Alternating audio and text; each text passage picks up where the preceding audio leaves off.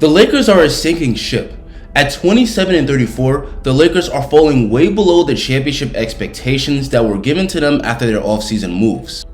When you have a season this disappointing, there will always be fallout, and according to Bleacher Report, the fallout could be Frank Vogel, Rob Pelinka, and Russell Westbrook each getting removed from Lakers Nation this summer. So let's evaluate all three of these men and see if they really deserve the boot, starting with GM Rob Pelinka.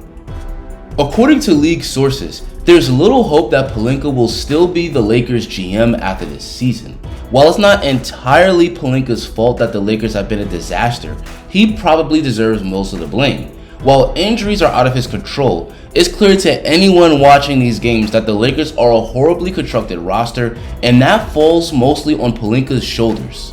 Ultimately, it was Pelinka who pulled the trigger on the Russell Westbrook trade. Yes, it was LeBron and AD's idea to make this trade, and originally he was looking to get Buddy Hield, but great GMs make the best decision for the team even if it goes against the whims of their star players, and Pelinka failed to do so.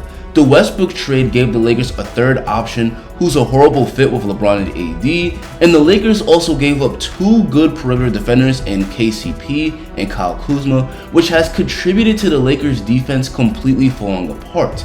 And that's just one of many bad moves by Pelinka. Pelinka also foolishly chose Talen Horton-Tucker over Alex Caruso. The Lakers could have kept both, but they collectively decided they were unwilling to pay the luxury tax. Even if they had to choose between the two, choosing THT over Caruso was an obviously bad decision. Caruso is one of the elite defenders in the NBA, and his departure has played a huge role in the Lakers dropping from number 1 in the league in defense last year to mediocre this year. THT is a talented young player, but he was never going to be a fit with the Lakers' big three because of his lack of three-point shooting. Dating back to last season, Pelinka also had a chance to package THT in a trade that would have landed the Lakers Kyle Lowry. Lowry is a winning player. He's been a quality point guard for years now, and his shooting, defense, and playmaking would have made him a seamless fit. Packaging THT for Lowry was a no-brainer move. Pelinka passing on that trade not only cost the Lakers a chance to make a huge upgrade, but it also would have probably prevented the Russell Westbrook trade. Overall, Pelinka has done a pretty terrible job at building this team.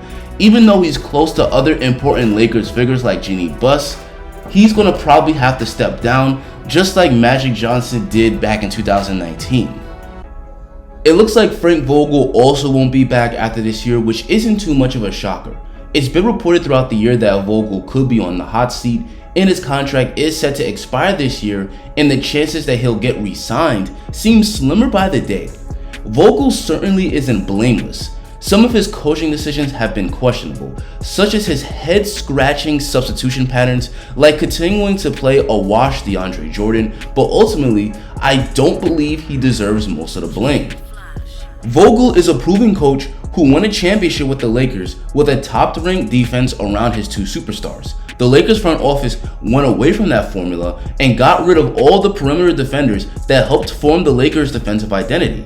It isn't fair, but it looks like Vogel is done coaching the Lakers after this year, even though this mess is mostly not his fault. Lastly, let's talk about Westbrook.